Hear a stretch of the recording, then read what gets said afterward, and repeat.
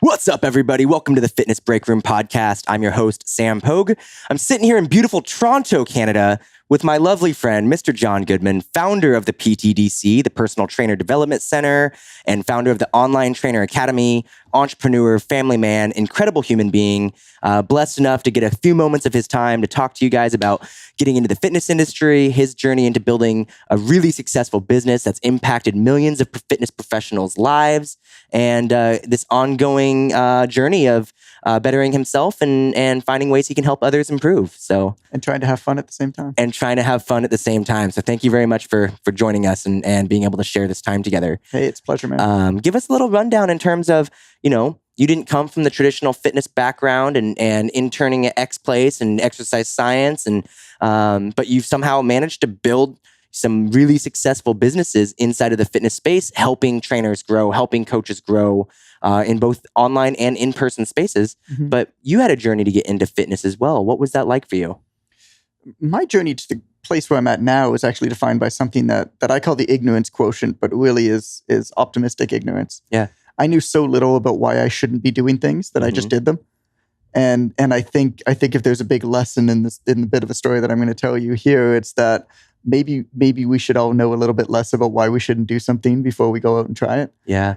And so, I mean, like a lot of people, I was interested in sports when I was young, but I mean, I'm 5'4" and 150 pounds. Like, I'm not going to be good at sports. I went into university at 105 pounds. So yeah, I played hockey. Mm-hmm. I played baseball. I played soccer. I was never particularly good. Mm-hmm. I only competed because I just practiced like 5 hours a day because I just didn't ever want to sit still. Yeah. So I made the team, but I definitely wasn't the best player on the team.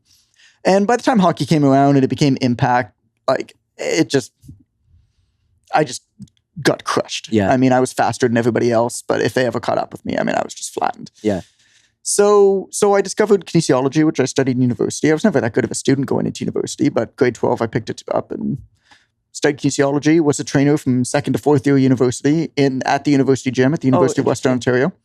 And that was a really cool experience for me for a couple of reasons. One is, I mean, I was studying full-time kinesiology, exercise science, and I was working 25 hours a week in the gym, and I was working on myself. So, I mean, my entire life from like 6 or 7 a.m. until nighttime, from second to fourth year university, was in the gym or studying about the gym. Yeah. Wait, who were you training at university? Were you training like faculty or like students? So at that time, they don't have it anymore, but at that time at the University of Western Ontario, every single student got 2 free personal training sessions. Okay. So I was doing a lot of that. And then, there was some faculty. There was some people who lived around there who worked either for the school or in and around the school. I mean, this is London, Ontario, so not a small town. And it was just anybody who came by. And then there was a lot of weight room maintenance type stuff. I mean, I was the guy who was sitting in the weight room, and it was funny because I was like, 125, 130 pounds when I started. By the time I left university, I was 150. But I mean, I was eating like bowls of just cottage cheese all day to try to put on weight, right? and so that was cool. But the other really cool part about it, Sam, was that the insight that I was able to gain from people who were doing leading edge research that I never would have had access to. So at the University of Western Ontario at that time, they were doing the leading research into caffeine as an ergogenic aid and into creatine research. A lot of the original really, really great creatine research came out of Western. Oh, wow. And Dr. Peter Lennon, who was very important for me in my career. And also he was Dr. Barty's from Precision Nutrition. He was his PhD advisor and stuff like that. And so all of these guys at that point, I say guys because it was all guys at that point, all of these guys who were doing their PhDs in like exercise nutrition and muscle physiology, they would work out at the gym. Mm-hmm. And I would always take the night shift. Interesting. Because they all worked out from 11 to 12 at night. Oh. And if I kept the gym open a little bit extra for them, then they sat and they talked about whatever they were doing in their research. And I was just a fly in the wall and got to listen to it. So I got to know research really well. I got to hang out with these guys a lot. And then I started to be able to participate because I'd go home at night and I'd read the studies they were talking about, or I'd read up on the stuff. And I was like in second year and third year. And then by the time I came to fourth year, these guys were now finishing their PhDs.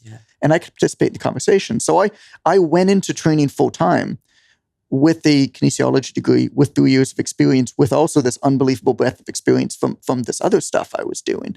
And these other people that I knew that, they always say it's like, oh, when the student's ready, the teacher will appear, and mentors are everywhere. And I think there was a lot of that early on.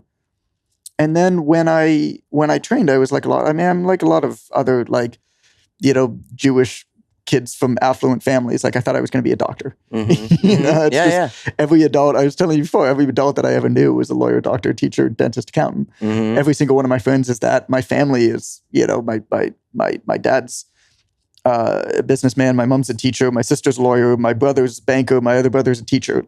And then there's me doing whatever the heck I do for a living. And all of my friends are lawyers, doctors, dentists, accountants, teachers, whatever. And so I just didn't know anything else. Yeah. At the time. So I always thought that I was going to go back to medicine. But I was like, okay, I finished university. I want to travel a bit. I did an exchange in university. I spent a semester in Australia. So I got kind of that travel bug early. And I worked in Greece for a couple months in the summer too at a hostel. That was fun and stupid and dangerous. And then, and so I graduated and got a job at a gym called Body and Soul Fitness in Toronto. And that was a small boutique gym at that point. They had one location. They now have 3. And they were opening up their second location when I started to work there, which was going to be a 10,000 square foot location in one of the most expensive postal codes in Canada. It's a great location, flagship location. And the point was always for me to get some experience at the original gym and then move over to this Body and Soul Fitness, to this big one. And I did. And they were delayed opening it. Like every gym is basically delayed opening it. Mm-hmm. But I ended up moving over there. And within a couple of years, I was the first ever senior trainer there, so I was in charge of hiring the trainers and stuff like that. But I realized pretty early on, by like 22, 23 years of age, that knowing a little bit more about training and nutrition really isn't going to make a difference in my career. Yeah. Becoming better at marketing and business will. And I didn't really know where to start. I almost failed the only business class we had in high school. I never took anything in university. I never had any interest in it at all. Interesting. I had no interest and I never did it. And so I started when I realized that I needed to figure out this stuff. Mm-hmm. I was at my parents' house and I picked up my brother's first year marketing textbook off the shelf in the basement because he studied business in university. And I read the thing cover to cover. And I was like, okay, this is cool. I'd like some more of this. So I went to the bookstore because you'd go to bookstores back then. Right. And I went to the bookstore and I looked at all of the best-selling marketing and business books and I wrote them down on a sheet of paper and I walked across the street to the library and I checked out as many of those books as I could find or books by similar authors and stuff. And that was just the process. And everybody knows that once you start reading these books, they always have recommended books or resources or stuff like that. And I just started consuming and I set a rule at that point pretty early on in my career where I always want to be reading one fitness and nutrition book and one business book at any one point in time. And I want to read for a minimum of an hour a day, Monday to Friday. So 5 hours a week. And if whatever I missed during the week, I'd make up for the weekend. It's usually a bit more than that, but I made sure that I kept to that. And it was that just slow development over time that I started to just leapfrog my contemporaries in everything. I mean, I was more confident on the floor, but I was also more confident selling and marketing and just kind of understood the business of it more. And so I got that job as senior trainer. And by the time I was 23 years old, I was charging as much as you could charge as a trainer in Toronto. It was about $120 an hour at that point. I was training 40 hours a week, so I couldn't take on any more clients. Mm-hmm. I was making money by referring my overloaded clients to other trainers. And I was making a small salary for the senior trainer gig where I was helping to hire and onboard and actually teaching some seminars and stuff to other trainers. And I was the youngest trainer at that club by 5 years. Mm. And that was when I was 23. And I got to that point. The trigger was actually I got injured playing hockey. I was still playing ice hockey at night because I'm Canadian and that's what we do. And I got injured playing hockey at night and I got slew-footed and pulled a hamstring and couldn't work for 2 weeks. And I'm like, oh shit, like this isn't going to work. Yeah. And I also thought, okay, well, this is cool for now. I'm working these long hours. I'm making good money, but like, is this what my life is going to be like? Mm-hmm. You know, to be at 23 years old and kind of reach the point where it's more or less the most that you can do in that job in the industry. Other than at that point, there wasn't much else that was readily known other than opening up a gym. Mm-hmm. And I knew that I didn't want to do that. So I started reading a lot more about multiple streams of income and passive income and blah, blah, blah, blah, blah. And that took me on a journey I studied residential real estate investing for 8 months. Mm-hmm. I built 2 parallel business plans for a smoothie delivery operation. I mean, I was just trying to figure something out because I knew that at one point I'd want a family. And I had this goal in mind where by the time I was 35 years old, I wanted to be able to control the time that I spent with my family. And I mean, I was 23, so that was a ways off, but I knew that that's what I wanted to do at that point. And I came across this book. It was called Multiple Streams of Income by a guy named Robert G. Allen. You know, the book's good. It's fine. It's not like the best book ever. Don't like go out and jump and buy it. But for me, that was the trigger moment. And in that book, there was a section called on infopreneuring. Keep in mind, this is like 2010, 2011. Probably 2009, 2010. I think it was 2009. It was March 2009 because I actually have the file timestamped on my computer where I wrote a note to myself of what I was going to do after I wrote the book. Oh, nice. So it was March 11th, 2009. I remember it now because I have that file, which is fun to look at. And in this book, there was, info products weren't a thing. Like I didn't know what a blog was. Right. There were people certainly doing it, but it was kind of this underground thing. And he showed this image, which was like a circle, which was meant to denote like the universe. And all around were all of the income streams that you can make with information. And then right in the middle of it, in the center of the universe, was write a book. Mm. So I was like, sure, I'll write a book. He also gave the advice, we'll write a book about the thing you know about best. I was like, I know about personal training, so I'll write a book about personal training. So I did. I was so ignorant on why at 23 years old I shouldn't have written a book for personal trainers. Right.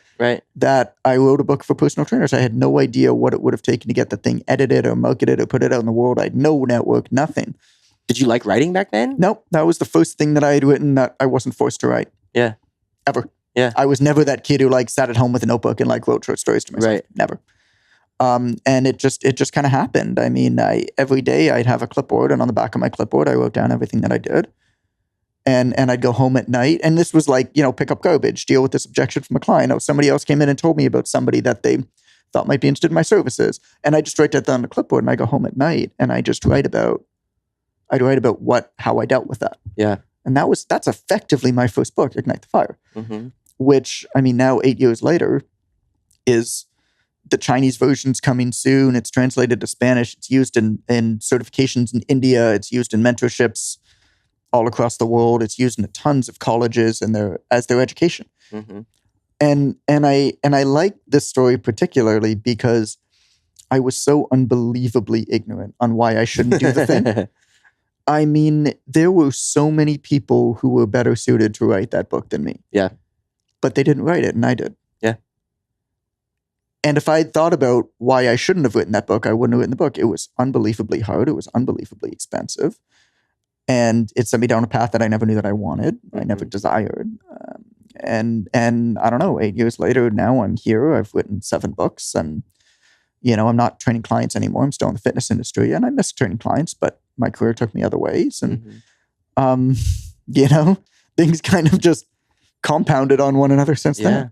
What was it like putting yourself out there? Like, obviously, putting your information out there for the world to, either hate on or love can be pretty traumatic or very rewarding. And at 23, I mean, you don't really even have a grasp of reality or know what's going on in the world yet. But I still don't. I mean, at 32, you don't have a grasp of reality. It's true. And I would expect that by the time I'm 40 or 50, I'm also not going to have a grasp of reality because I'm going to realize how many things I don't know. Mm-hmm. So what was it like putting it out there? I'm not a good person to ask this question because I've never had any qualms of putting myself out there in any way. And I have no idea why. Yeah. I mean, from day one, I could just step on a stage and speak in front of 500 people and not even think about it. Yeah. And I refuse to speak about anything I don't know about. Mm-hmm. But I mean, I've given talks to hundreds of people where the projector didn't work and I just sat there at the front without my slides or anything like that and just talked to them. Yeah. I mean, there have definitely been times where people have called me names. I mean, there's going to be a lot more times. There have been a lot of times. And was that hard to learn how to brush that off? Like, now we can sit and like, hey, you just say, it's whatever. It never did. The only part of it that bugged me that was really difficult were there were certain times where people pushed like legal stuff or tried to push legal stuff against me that was so unbelievably unsubstantiated and almost comical. Uh-huh. But I understood it so little that it really worried me. Mm-hmm. And that's going to happen whenever you put yourself out publicly. I mean, people are going to make claims against you and threaten all these things and send you threatening letters and stuff like that. And it's just a complete joke. Like any lawyer would tell you that. But I understood so little of it that it really bothered me and it kept me up at night. And now I understand more of it. I mean, that I know it's just a complete joke. And we've had tons of stuff where people have like just ripped off a whole website. And, it goes both ways. And I've gotten into trouble too. And like, that's just what happens and you learn from it. And so I think there's that for sure. Yeah.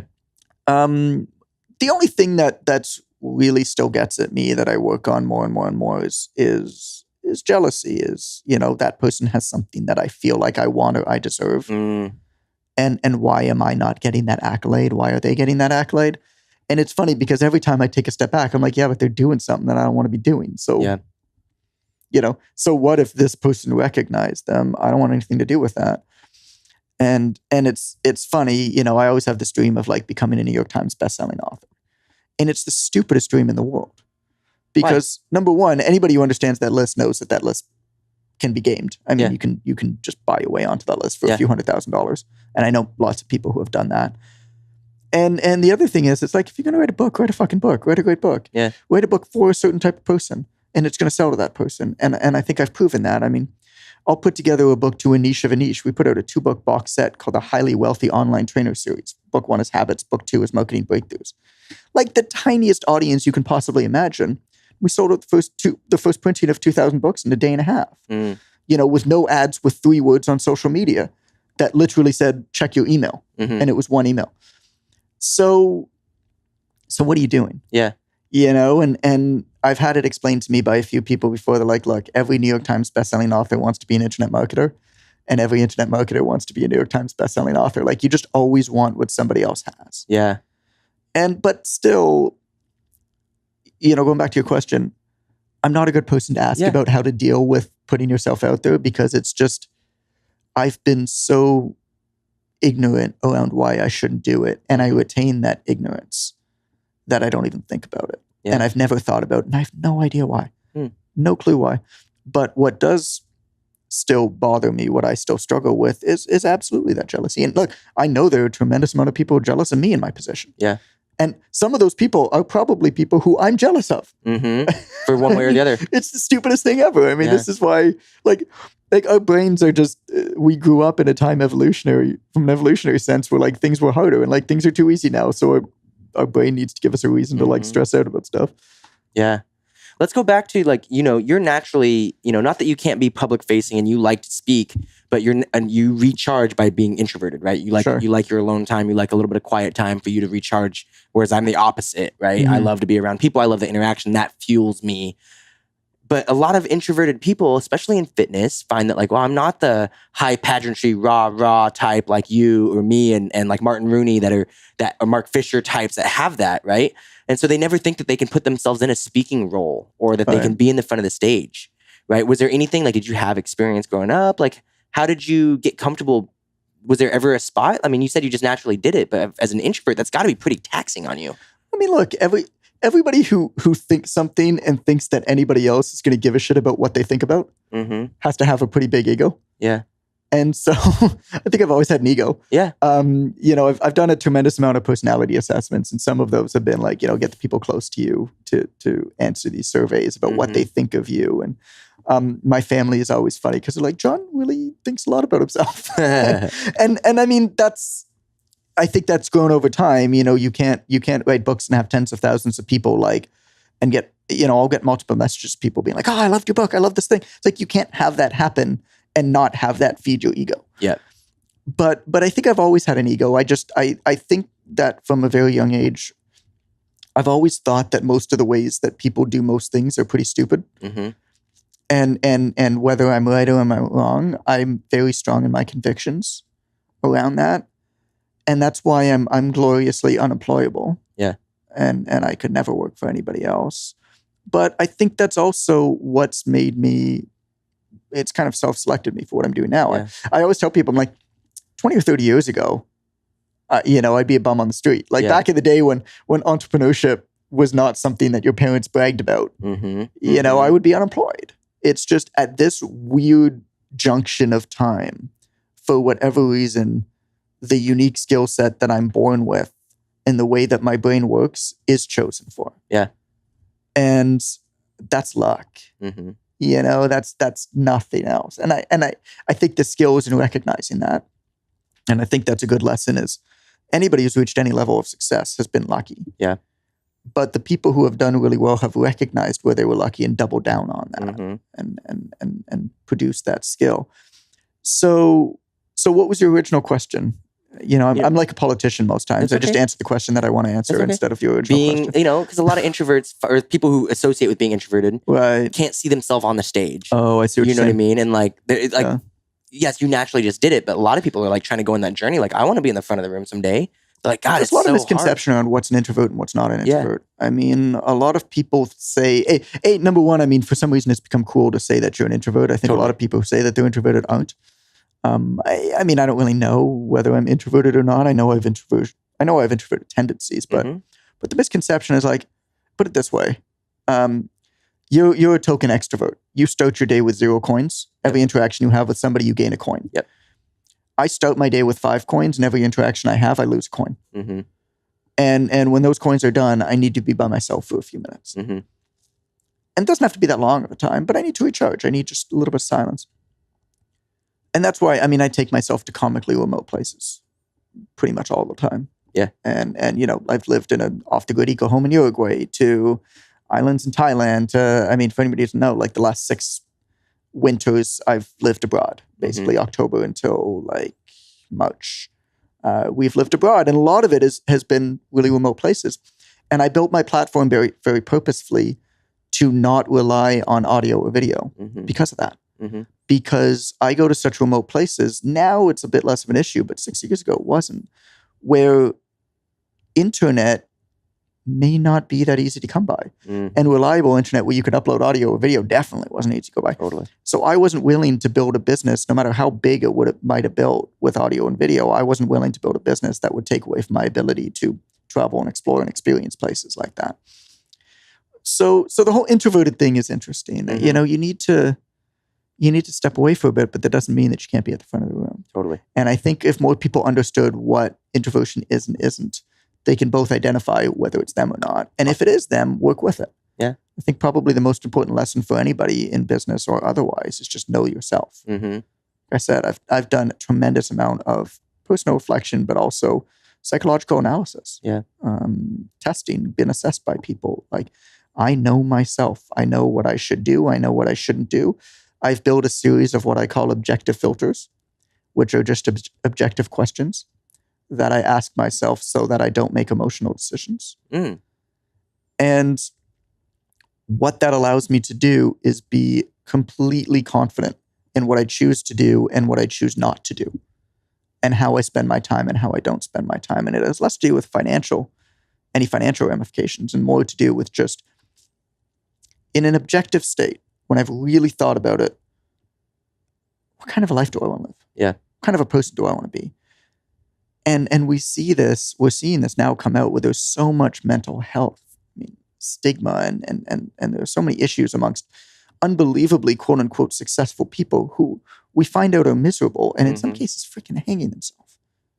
So maybe making as much as you can all of the time. Maybe that's not what we should all do. Maybe we should know ourselves a little bit more. And I've got a good friend. His name is Don Dapani. He's an ex-Hindu monk. And I asked him one time, it's funny because it was actually the Shangri-La Hotel in Toronto. But I asked him one time, he's been a guiding light for me in a bunch of different ways. And it's the backstory with him is he worked on a monastery in Hawaii, and they gave all of the monks at that monastery an Apple laptop and taught them Final Cut Pro and Photoshop. Because they're like, well, if you have a message, you should absolutely master the tools to get that message out. And what he does now, he's the top ranked speaker for EO, for Entrepreneur Organization. He travels around speaking, and he's a coach and runs some great retreats and lives in New York for entrepreneurs. But I asked him anyway. So I asked him, I said, Don Dapani, things are going pretty good. Like I'm making more money than I ever thought that I'd really make. I'm producing stuff that's really cool, but I'm not entirely satisfied. Like, how do I know how much is too much? And I'll never forget his answer. This was years back. I mean, it's funny because I had a conversation with him about it, and he forgot that he gave this answer. Yeah. But his answer was, the question is not how much is too much. It's not a financial question. What you need to know is you need to be able to work in, I can't remember the term that he used, but you need to be able to work in a way that brings you a tremendous amount of purpose and that energizes you. And you should try to make as much money as you can possibly make. But the minute that you're pulled away from that, it's too much. And I've just remembered that. I mean, I could probably make another $10 million a year. Mm-hmm. I'd be less happy. Yeah. And I feel like I would be doing a lower quality of work. So that's too much. Yeah. Yeah. But yet you built, 2 businesses and being an author, all under the idea, for a guy that says he has an ego, you've always had an ego. Sure. You built multiple business streams of helping others, right? And delivering value, overwhelming value. But I do it selfishly for me, and that's the trick. Oh, explain that for us. I think, explain that. I always love making fun of these podcasts. I feel like I'm speaking in 2 octaves higher than I normally do. I believe that the advice that you need to, as a writer, and this is carry over to everything you're doing, but the advice that you should write for your reader and not for yourself is terrible advice. I think that you should write selfishly for yourself, and I do. I work on what I find is personally very interesting and engaging. I mean, I am so unbelievably in love with the work that we produce. I sit there and I leaf through it and I read through it and I love it, deeply love it. And it's because a lot of the time I do it because it's super interesting for me. Mm-hmm. And then I'm happy to invite other people into that world. Got it. And I think there's a lot to be said about that. I feel like one of the biggest pieces of like information missing amongst founders, entrepreneurs, whatever, is that piece is, maybe we should build more businesses around what we like doing and not what we feel like serves others. Mm-hmm. Maybe this whole idea of like create value for others. It's like, well, what does that really mean? That's just one of those platitudes that's kind of meaningless and not helpful. So what is? And, the work that I do, I look at as my art, and it's funny because it's like educational materials for fitness professionals. You wouldn't think about that. But I look at it as my art and say, well, it doesn't even really matter to me that it's for fitness professionals. Could be for anybody. What's interesting to me, what I love about it is maximizing the touch points, is improving consumption, is building this beautiful resource, this worrying about the typography and the paper stock and the ink quality and how this thing's delivered and how this thing is going to be consumed, and based off of what I know somebody is going to come into me thinking, like, how can I meet them there and proactively deal with their objections or laterally sidestep it and give them not what they ask, but what they really need. Mm-hmm. And that's what fascinates me about what I do. Interesting. And that's what keeps me going and energizes me and gets me more excited to get up every day than the last. Yeah.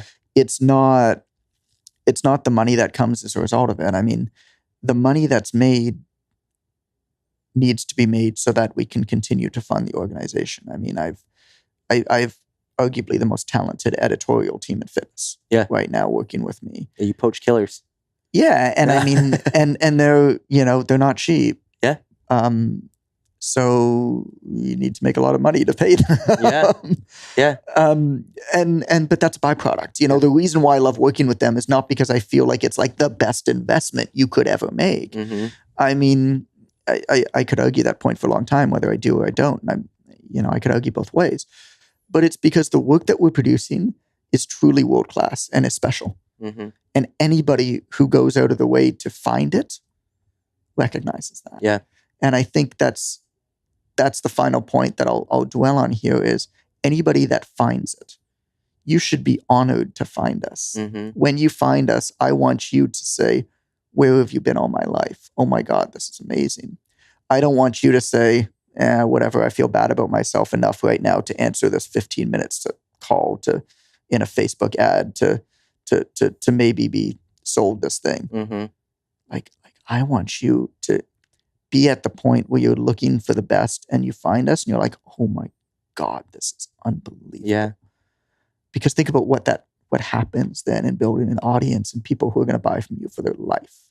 When you do that, when you just put that work out into the world consistently for so much time, that the right people start finding you. Mm-hmm. What's up, everybody?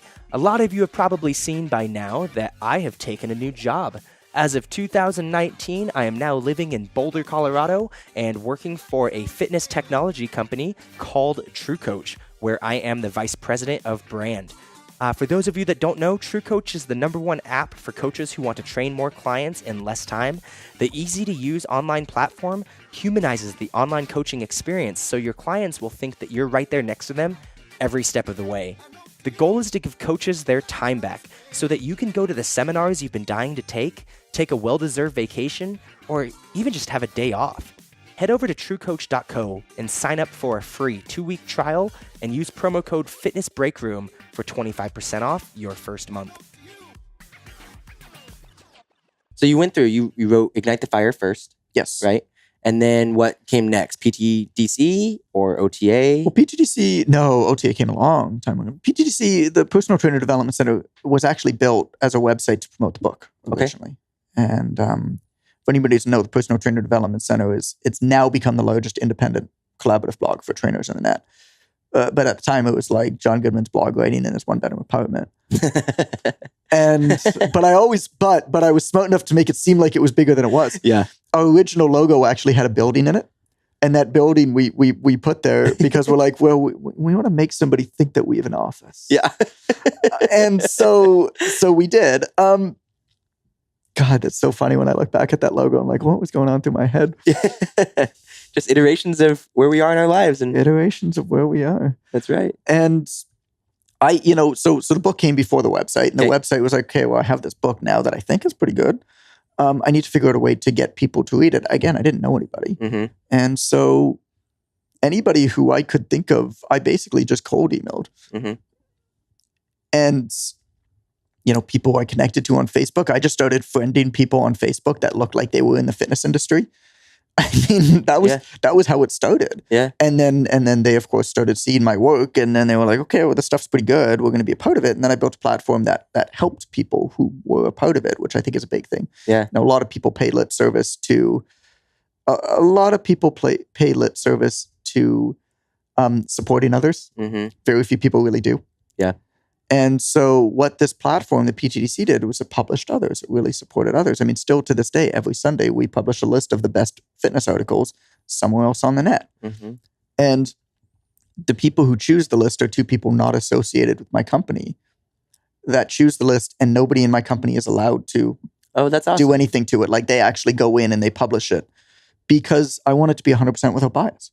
That's amazing. And so they link to our competitors, like whatever it is. Mm-hmm. It's like, if you do good work, it should be shared. And it's always been that way. And so I think that was very important. But I realized early on that, like, okay, well, I don't have that many good ideas. Mm-hmm. But I have a few. Mm-hmm. And there's probably a lot of people who don't have a lot of good ideas, but have a few. So why don't we get everybody who doesn't have a lot of good ideas, but has a few ideas, to put all of their few ideas onto this one website? And then we'll get, my goal was 50 good ideas a year. Because you need 2 weeks for the Christmas holidays for some reason when it comes to ideas. And that's how the website grew into being collaborative. Wow. And then, we started syndicating a little bit out there. We just tried to make it as easy as possible for other people to be on our site. Yeah. Instead of saying to them, can you write an article? We said, hey, you wrote this great article on your site, but like, it's kind of messy. Mm-hmm. The ideas are there. Tell you what, 0 minutes of your time. I'll pay you $100. I'm going to take that article. I'm going to re-edit it a little bit. I'll give it better sublines. I'll give it a better headline. Give it a better image. You're the sole author. Link back to you, of course, like that. That cool. Yeah. It's a pretty easy sell. So we started doing that. And, there were certain people who, and there was no expectation that they would share it. Mm-hmm. Like, I get people now, it's like, oh, can you write for our site? We'll pay you this. It's like, cool. Like, can you be a part of the summit? It's like, yeah, cool. And then they make you sign a contract where you promise to share it. Mm-hmm. Like, okay, jerk, I'm not doing this anymore. Yeah. If I want to share it, then I will. Yeah. And, there were some people who, like, the 3rd or 4th or 5th time we did that, they decided on their own to put it out to their network. Mm-hmm. And now all of these people are starting to write for the site, and it started to get some momentum. Yeah. Yeah. That's amazing. And it's, it's a way to be able to connect, obviously, to the industry as a whole. Obviously, as we've gotten bigger and more digital and we're able to connect with people all around the world. Obviously, we're sitting here now, meeting obviously in Mexico, and then now we're in Canada, obviously. But we live in opposite ends of the country, so it's so nice to be able to connect with so many people and add value without any expectations, right? Share it because you want to share it. Don't feel compelled, or I'm not going to do it because you just asked me to, or you blatantly are just like, share it or I won't do this. You're like, okay, then I won't do it. But then you also built OTA. What is OTA now for people that haven't heard it or haven't, maybe read the blog but didn't realize that there was another lineage to you? Personal Trainer Development Center started in 2011, March 2011. The website came out. By the middle of 2012, 2013, it grew reasonably fast because I had a book and the book started to do well pretty quickly. And so by 2012, 2013, we had a bit of an audience. And I feel like it's the responsibility of anybody who has a platform to figure out what the biggest problem is with that platform. And so we did a tremendous amount of surveys around then. I've done multiple bouts of this over the years, but I did 100 phone calls in a month with our audience. At that point, it was 13-minute phone calls, and then there was like a 2-minute break, and then, on to the next. I actually do 9 minutes now, and I do 6 an hour. I did 137 last April in a month, and it's just like boom, boom, boom, boom, boom, with different members of our audience. Yeah. And I mean, the purpose of the calls and the purpose of the surveys is never to hear what they're not saying. Right. And after that initial bout, we took in hundreds of thousands of data points. I was able to narrow down the biggest problem that all fitness professionals have after about a year to 2 years in the industry, which is every trainer at some point needs to figure out a way to make a bit more in a bit less time with a bit better schedule. If you can solve that problem, pretty much every other issue with the fitness industry goes away. Yeah. You don't have people selling crappy supplements because they need to make ends meet. You don't have business coaches ripping people off. You don't have just all of this other stupid stuff. You don't have people running and opening gyms before they're ready or don't really understand business. You don't have any of this stuff because people are generally more content where they are. They have better lifestyles. And as a result, then they can make better choices.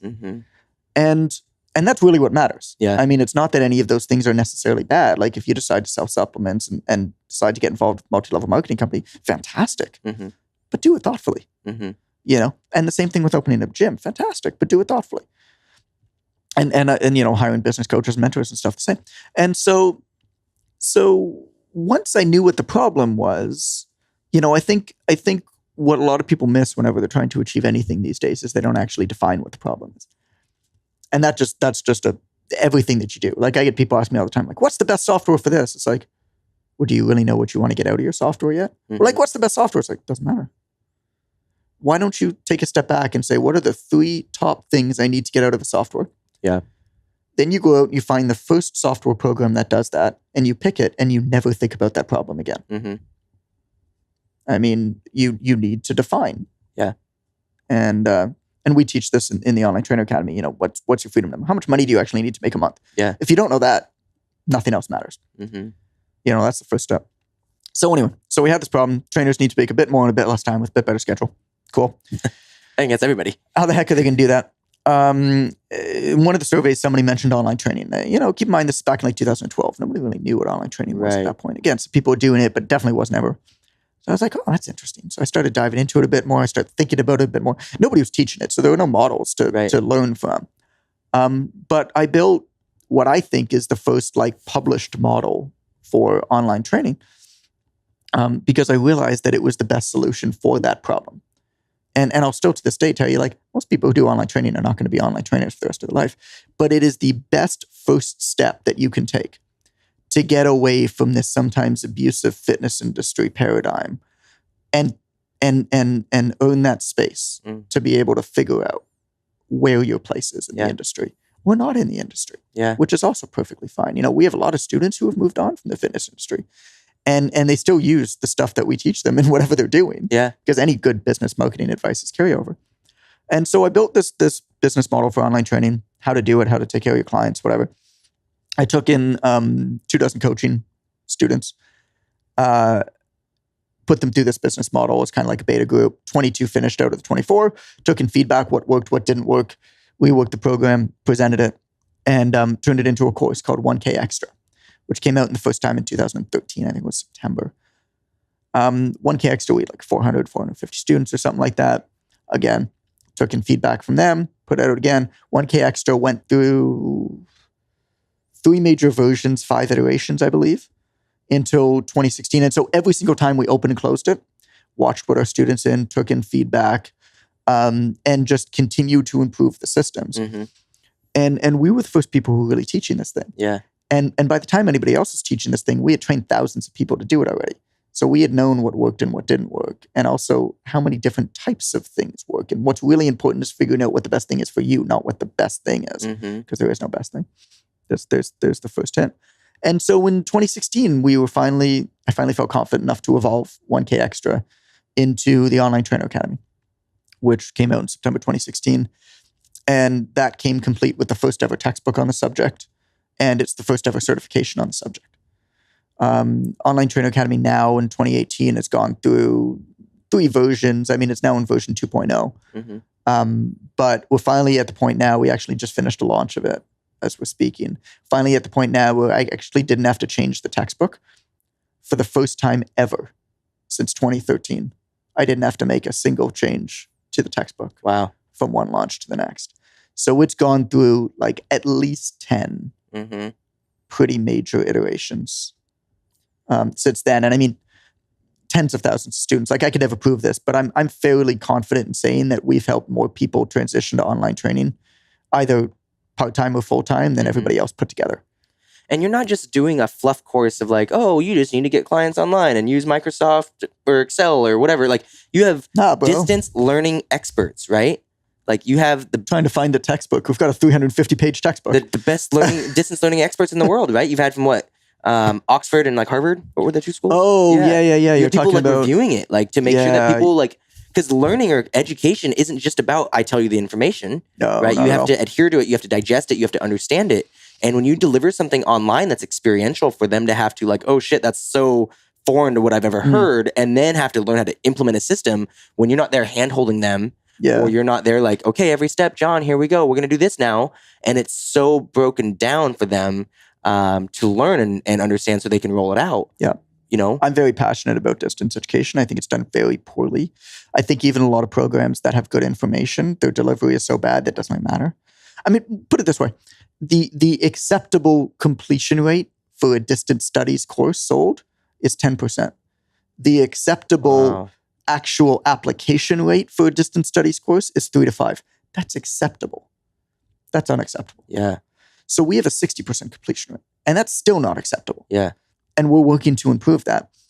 But you're right. So OTA in the probably more than a year ago now, but went through 2 full independent audits by professionals. So one was a PhD in distance learning education, and the other was the senior instructional designer for Yale University. So they got all of our materials. They went through it bit by bit. They did a tremendous amount of surveys with our students. Wow.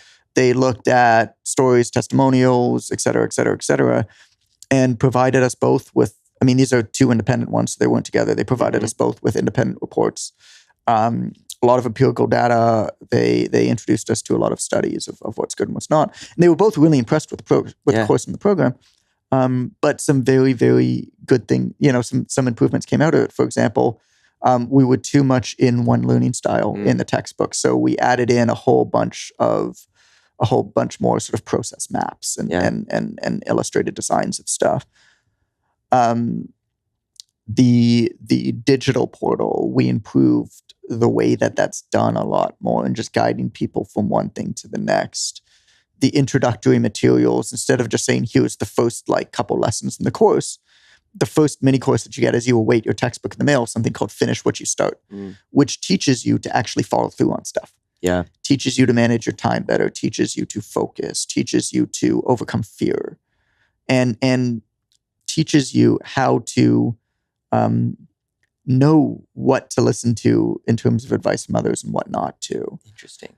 And so that's the first thing that you go through in the course, because if you don't have that baseline, it doesn't really matter what you study. Yeah. So a lot of really good stuff came out of that. That's amazing. Yeah, I got to teach people how to learn so they can learn. And we've got great quotes and testimonials from those guys. So think about it from a marketing standpoint. Yeah. What's really going to make the difference? Like, that's interesting, and that's a stamp of authority on your program that others probably can't boast. Yeah. And so if you're a trainer, if you're a coach, do you want a celebrity? Maybe. Do you want a politician? Cool. Do you want like an army general? That's pretty cool. Yep. You know, so when you're looking at like social proof and testimonials, it's like, you can actually get really, really great ones for marketing books, for marketing your programs, a lot easier than most people do. And you don't need the same thought leaders as everybody else has. Mm-hmm. It actually doesn't really make much of a difference. Interesting.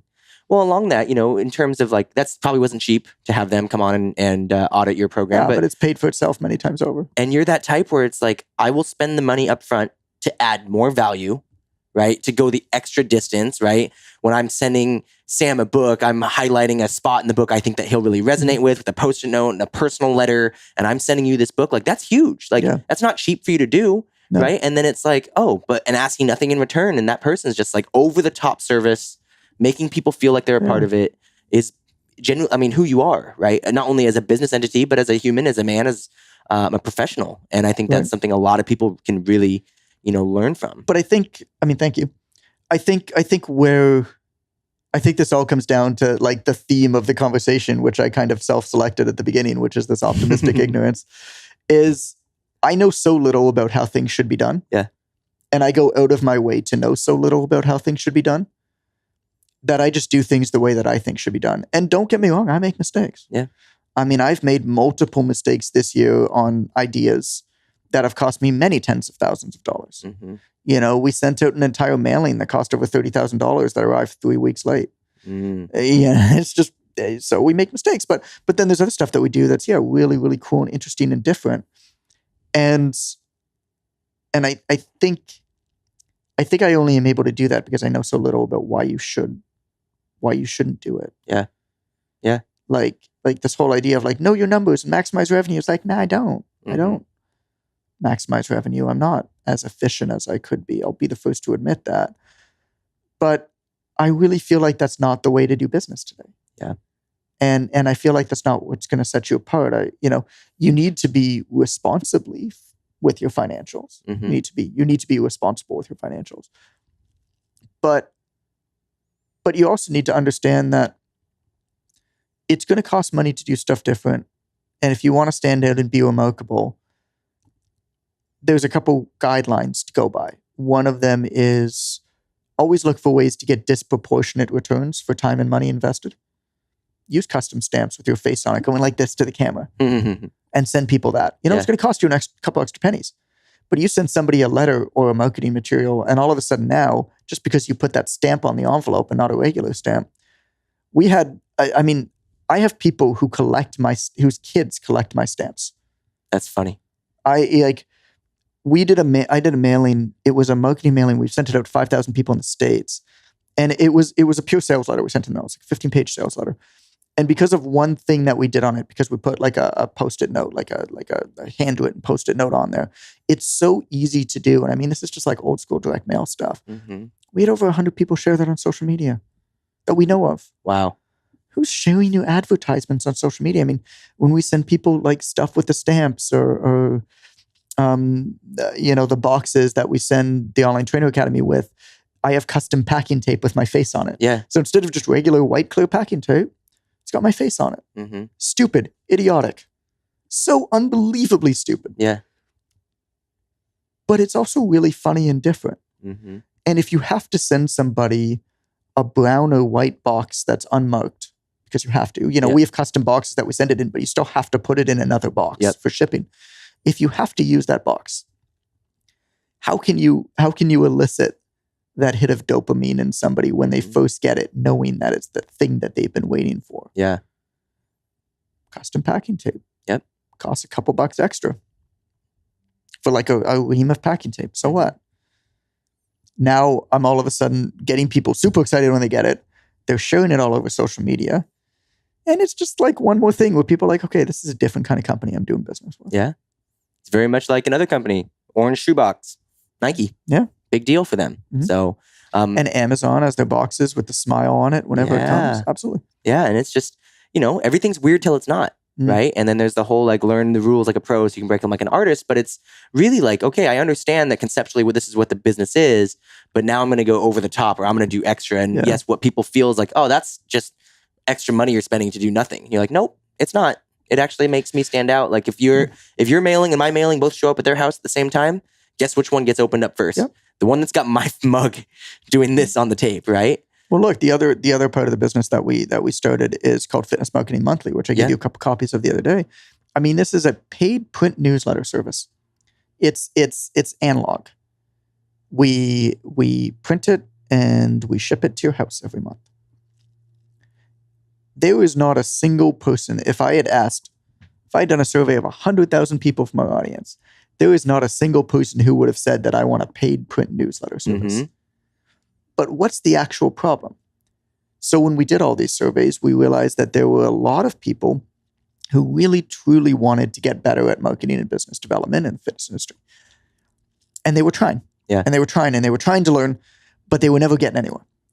And when I really broke down that problem, the problem is infiniteness. Mm-hmm. The problem is an action because they never had permission to take action because there was no finality in the information that they were consuming. There was always a related podcast. There was always a related article. There was always just one more thing they needed to do before they took action. Yeah. And so, the information we're giving them, like, I think it's much better. There's certainly some stuff that's behind the scenes stuff that you would have a very hard time finding anywhere else. But I'll also be completely honest. A lot of it you can find somewhere else. Yeah. The point isn't the information. The point is, if all you do in a month is spend the time disconnected to go through this marketing material, rest easy at night knowing that you've done enough and taken action on the one. And we teach them how to use highlighters to know what to take action on and what not to. Know that you've done enough that month to move your business forward.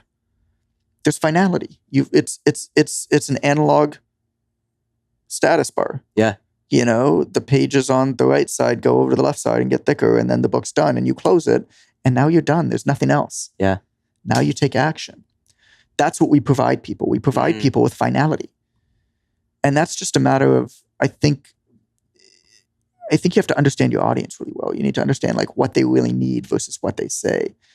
And a lot of people fall into the trap of listening too much to what people say that they want.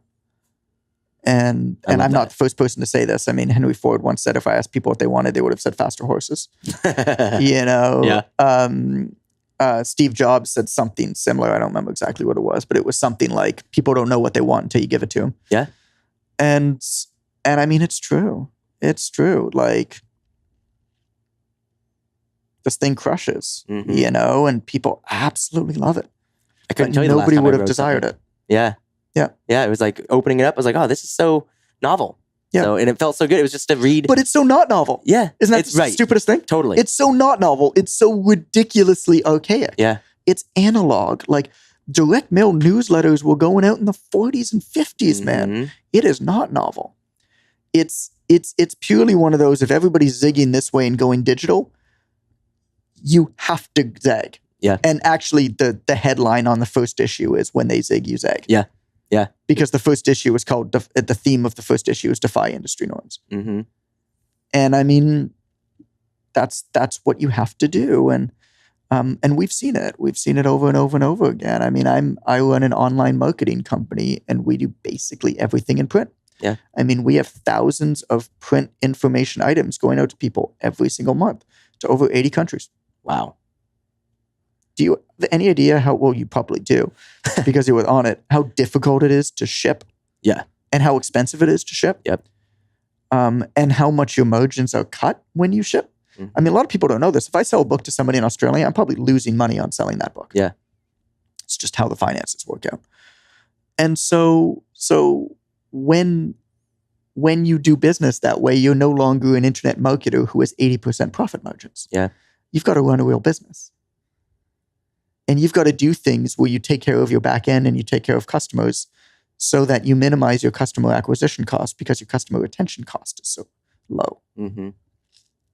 You can't do that digital. Yeah. Where a desired consumption rate is 10%. Yep. That is not a good business plan. And that's why, I mean, if you're a study of like fitness internet marketing, which I don't know why you would be, it's stupid that I've done it. But if you study internet marketing for like the last, really as long as it's been around, you will recognize a few things. One is that You can count the people who are still around after 5 years, even 2 years, on two hands, who are doing the same type of thing. It's very rare. Yeah. And the second is there is basically nobody who's built any kind of a reliable business on selling ebooks. Yeah. Just doesn't exist. They might use that to feed like a supplement line. Yeah. But there's basically nobody who's done that. Yeah. Selling ebooks. It just doesn't exist. So what does that tell you? It tells you that maybe you shouldn't try to build a business based off of ebooks because nobody reads the stupid things. Yeah. And if nobody's getting results on what you do, it doesn't matter how much money you take in. The marginal value of $1 is decreasing every day. It's what you get out of that dollar. And what you get out of that dollar is how many real people you're making a real impact with. Yeah. That's amazing. I love it. That's been great. I know we don't have a lot of time because we got to get back to Calvin. Yes. Real quick, we end every episode with a piece of advice you can leave a new trainer with today that they can be successful with tomorrow. Doesn't even need to be fitness. Can be. No, I'll tell you my 2 golden rules. Yeah. I mean, I've written these in every single book I've ever written, and I'll write them in every book I've ever written. Rule number 1, do a great job. Rule number 2, make sure everybody knows about it. You can't have one without the other. Love it. Love it. Where can people find you, and where can people learn more about Fitness Monthly Marketing, PTDC, and OTA? If you go to the Personal Trainer Development Center, it's thePTDC, THEPTDC. If you just look for PTDC, you'll probably find the Pakistani Tourism Development Center. I'm kind of pissed off about that still. I'm pissed off about that, man. That was great SEO for them, though. That was not a smart name to choose. Well, it's actually kind of sad because if you look up like the hashtag, you'll see some pretty nasty stuff. And, like it has nothing to do with us, but it still doesn't reflect well. Onlinetrainer.com is mine too. I spent way too much on that domain, so please use it. Onlinetrainer.com. And then Fitness Marketing Monthly, I mean, if you just go to fitnessmarketingmonthly.com, you'll be redirected to it, but you can find anything I do on any of those things. Perfect. And where can people stalk you and find out more about what you're doing? Find me on Facebook. I don't really do much anywhere else. Okay. I screw around on Instagram if you want to look at pictures of my kid. Yeah, perfect. That's about it. Awesome, man. Well, thank you very much for joining us. And it was awesome to finally sit down and chat with you over a podcast. And, we've been hanging out all week, so I wish we could have just had a camera following us. Yeah, that's kind of it, all right? the conversations that we've been having. But, it's great to give you guys this glimpse into what options that you have to be able to grow your career, how you can scale it, and how you can get out of the weeds and out of the trenches and learn about how business can fulfill you not only financially, but personally with your time and energy and, have a family and have a business and live this life instead of, being in the grind from 5 a.m. to 9 p.m. every day, all day, wondering how you're going to catch your break or how you make the next level so you can, afford some luxuries and take a vacation or, and that's the key. So what really matters? That's it. What really matters, and how do you measure that against? This whole thing of like become a 6-figure trainer. It's like, well, does 6 figures really matter if you have a terrible family life? Maybe not. Maybe not. But I can show you a lot of studies that show that the happiest people in America make $75,000. So, not saying don't make more money, but make as much money as you can as long as it doesn't take away from the other stuff, and figure out a business model that feeds both. I'll leave you with that right there. Thanks, guys, for joining.